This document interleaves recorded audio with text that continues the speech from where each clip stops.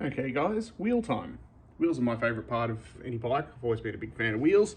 I had these hubs hydroblasted recently. They look nice and pretty. I'm not going too crazy with the wheels at the moment because I'm planning on swapping out the back wheel for a 25mm back axle rear hub from the late model YZs, hence the allusion to the other swing arm that I'm going to be fitting in the previous video. But yeah, I've already fitted up the front disc to this one, and I'll fit up the sprocket and rear disc to this one once I've built the wheels. So I'm actually going to build these wheels in my office tonight because it's sitting on about 1 degree right now. It's too bloody cold to be in the garage. So I'll head to my office now. Okay, so you can see I've got the beautiful DID Dirt Star STX rims, courtesy of Kevin at Axiom Motocross. Thanks for these rims, Kevin. They look absolutely bloody amazing. I can't wait to build it up. And I'm sticking to a 19-inch rear rim on this YZ. Even though I ride off-road stuff, I've always been a big fan of the feel of a 19 on the rear. Even though I'm just a pleb, I just feel like it feels more positive. I also run moose tubes in the rear too, so pinch flats aren't really a problem. So I'm going to be lacing this up. I've got some genuine Yamaha spokes here. I'm a big fan of genuine Yamaha spokes because the threads are nice and fine. Always been a fan of that. And you don't really need to do this, but I tend to put Loctite nickel anti-seize on every spoke nipple. It just sort of makes life a little easier. I have a tub that I've had for many years because I always put it on anything with titanium bolts, and I use titanium bolts in a lot of stuff. So yeah, the tub is still quite full, even though I've had this tub for probably, I reckon I've had it for probably 10 years now. So it lasts a long time, definitely worth getting. And as mentioned earlier, because I'm going to be pulling this wheel apart again soon to put the 25mm back axle hub in sometime soon, anything that can make the wheel easier to unscrew in the future is always fine by me. I'm going to start with the outer spokes. I always find starting with the outer spokes easier. I've got them separated from inners to outers. The outer ones are, I think, 3mm longer than the inners. And when I say outer spoke, that's this one here. It goes through the outer spoke hole in the hub. And you can see that's the outer one here on the right hand side of these two. It's the furthest from the center line. So that tends to be the longest spoke. It's on Yamahas anyway. Some wheels are a bit different. So yeah, I'll start with these ones. Just put a little bit of nickel anti-seize on it. Tend to spin it down, slide it through. Now I'm going to need 2 hands for this, so I'll stop filming for a second. You can see I've slotted the spoke through to the matching hole. All the holes come out on different angles, so you need to make sure you got it matched up correctly. And I always wind the spoke in, just probably by spoke nipple in by a couple of threads to hold it in place. And now I'll just do a full lap of the wheel. Okay, so you can see so far I've done 1 full lap of the outer spokes. Outer spokes, you can tell they're in this outer section here. All looking good. That's 9. So now I'm going to flip the wheel over and do it on the other side. Okay, so you can see that the wheel's halfway there now. I've done 1 lap of spokes on each side. Now to start with the inner spokes. Okay, so I've put some snot on this one, and I'm going to start with the inner lap of spokes now.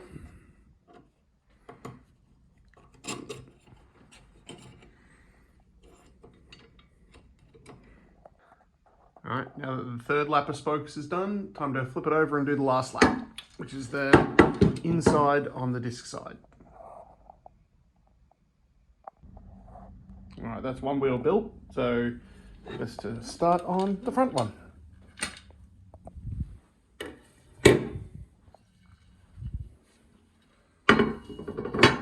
Fronts are easy because all the spokes are the same length, so it's actually quite simple. So you can just grab any spoke and any nipple and just start shoving it together.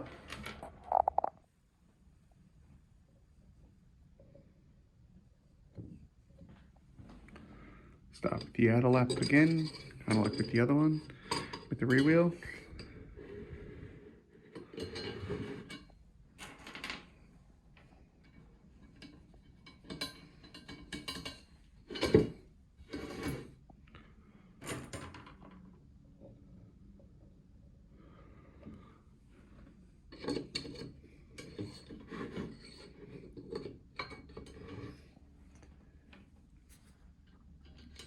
Hard and dumb doing this one-handed, so I'll put the camera down and just do the first lap. That's the first lap of the wheel done. Now flip it over and do the same. That's the second lap of these wheels done. You can see it's starting to take place. Now I'll go around and do the inner lap of the spokes. That's the third lap of them done. Time to flip it over and do the last layer.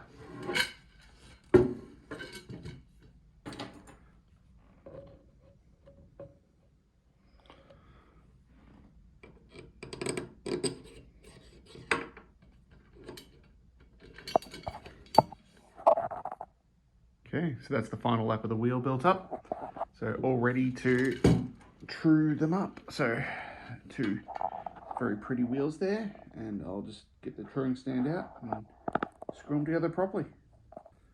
All right, now it's time to true up the wheels. I use a Park Tools truing stand. I find it works really good and suits a wide range of wheels. Any width, doesn't matter, road, bike or dirt. And when I put it in there, I tend to leave the wheel spacers in it. I find it sits a lot more stable than the cones just going straight into the hub. So what I'm going to do, I'm going to be using my impact driver, and I like to buzz all the spokes in. So it exposes, leaves probably half the amount of thread that's shown there. So I do a full lap of the wheel just to the first few mil and go from there.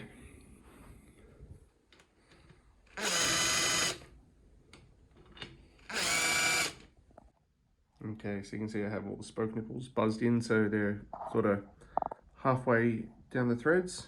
Now finish off the rest. I'll just do another lap and get it so I tend to do another lap and get the spoke nipples down to sort of flush with the base of the thread.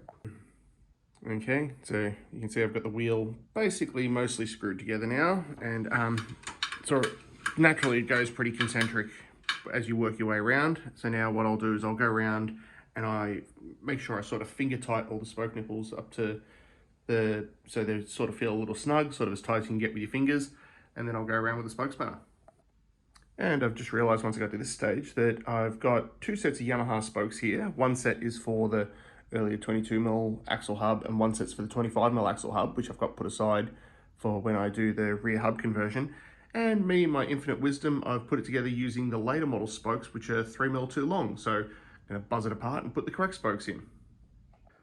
While I've got the truing stand together, I figure I might as well buzz together the front wheel. The front wheel is definitely the right spokes because there's no variations in those. I'm a little annoyed about the rear spokes because I have so much Yamaha stuff kicking around, and I had 2 sets of spokes that have been removed from bikes and built up with the wrong one. So at least I'll buzz this together now. Okay, the wheels all buzzed together. I've got the spokes down to their end of their thread. I'm going to go around with the spoke spanner. I like the Motion Pro spoke spanners because they're a nice shape, and they've also got this end here, which is really good when you need to crack apart seized spokes. I won't need that for building it, but I like the feel of these ones. They feel really nice. So I'm going to go around. I'm just going to snug each spoke up by 1/4 of a turn and just keep circulating around. And I like to keep the wheel as concentric as possible while building it. So it's pretty good, this one. Wheels tend to flop into their right position anyway, but yeah, I'll tighten them up now. Okay, now that I've got the spokes nice and snug, or semi-snug, I tend to go around the wheel and I make sure everything's as concentric as possible. And anywhere there's any little hops, I true those out next. So got a bit of a hop to the right there. So then what I do is I'll go through and I'll snug up the left-hand spokes slightly, and then I'll check the concentricity of the rim to make sure everything's fine, and we'll go again. There we go, I've got the wheel quite straight. It's within about 1/4 of a mil, 1/4 of a mil side to side and 1/4 of a mil up and down, so it's nice and concentric. So now I'll just go around and I'll snug up each spoke nipple so it's nice and tight. I don't really care about using spoke torque wrenches, but I just sort of do it by hand, but I've built about 600 wheels, so you tend to get used to it. So I'll have a play with that now. Okay, front wheel's looking delicious. So now it's time to rebuild this back wheel. I'm glad this isn't a wheel building tutorial, because if it was, I wouldn't have shown you that I laced it up with the wrong spokes, but just goes to show what happens when you rush things. I think I was too busy concentrating on making a video rather than thinking about what I was doing as far as spokes go. It's time to build it back now. Okay, well, it turns out the spokes that I had were actually incorrect and they were packaged incorrect, so I didn't actually have the correct ones, but I can always rely on Kevin at Axiom to hook me up. Kevin hooked me up in the correct set of spokes for this wheel, so now I'll screw this one together.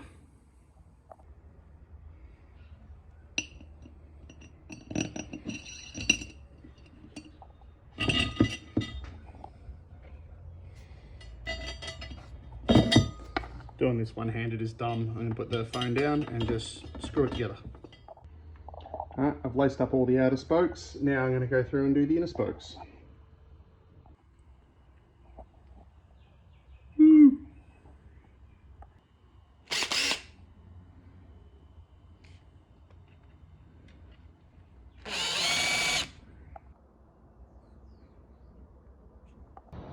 Okay, wheels are all built up and looking pretty. Look very nice and true. So thanks to Kevin Axiom for the rims and the spokes, and thanks to the Legends at Firestone for the new rubber, heavy duty tube and moose tube. Time to put it all together. Okay, I now have my wheels back from having the tyres fitted. They look very pretty with the nice Pirellis with the yellow writing on the side. I'm a big fan of that. I like it. So now I'm going to fit up the sprocket and disc to the back wheel. I've already put the disc on the front, so I'll put the sprocket and disc to the back wheel. I'm just bolting up an old disc for now. This one's a little bit clapped out. I don't really like it, but because it's a 240mm disc, whereas when I put the 2011 250F swing arm on the back, it'll need a 245mm disc and a different caliper. So I'll at least put this on just so I can put it in the bike. So time to go around, put some bolts in. I'm not going to put Loctite on these ones because I'm literally going to take the disc off before I even ride the bike.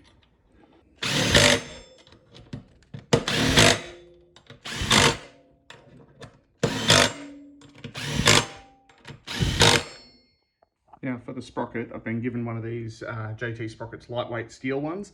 You can see it's machined out nice and thin there, and it's recessed quite thin.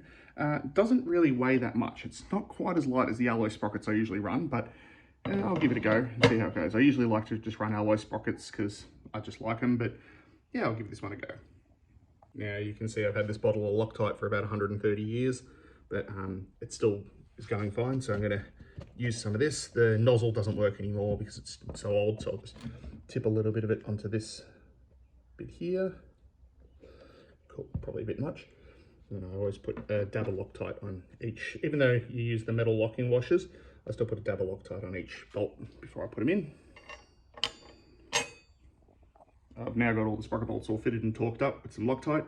I'm always a big fan of using genuine sprocket bolts, or at least the genuine sprocket nuts, because then I get to use a 12mm ring spanner. I've found most aftermarket ones have a 13mm hex for the sprocket bolt nuts, and I don't like 13mm. I think 13mm sort of is used on KTMs and Fisher Price toys and stuff, and I feel a bit cheap when I use it. So I am always a big fan of using the 12mm. I've been trying to hunt down some titanium bolts, but all of them, no, just don't really like the look of them. Some have a 6mm head instead of an 8mm Allen head. I don't like that. And again, a lot of the nuts don't take my special 12mm. They all are 13mm, and I don't like that. Now it's time to fit the wheels to the bike. Well, I'm a fan of these wheels. I think they look very pretty on the bike. Big fan. Big thanks to Kevin at Axiom for the DID Dirt Star rims, and Firestone Motorcycles for basically everything else. Looks bloody awesome. Looks so nice. I really, really like it. Big fan. That's awesome.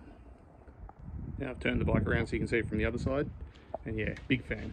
It'll be good once I do so next step's going to be probably the swing arm. So I'll get rid of this old caliper and swing arm, and I'll have to pull the wheel apart and lace in the 25mm hub, but that's okay, that can wait. But yeah, big fan of these wheels and tyres and stuff. I haven't even taken the little protective sticker off, the yellow bit, that's weird.